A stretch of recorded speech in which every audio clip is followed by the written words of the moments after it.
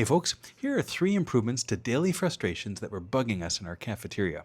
First, at our noodle station, we had a set of standardized chopsticks from our canteen, but they were too short, so they kept sliding into the bowls, making everything awkward and messy.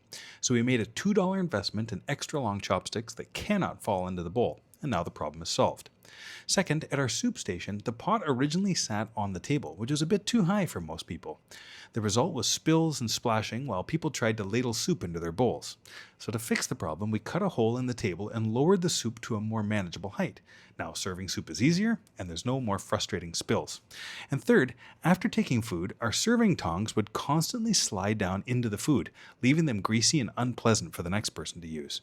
So we tack welded an extension onto the handles to prevent them from slipping into the tray. Now that problem is solved. The lesson here is that none of these improvements were expensive, but together they eliminated many small daily frustrations and improved flow in our cafeteria. Thanks so much.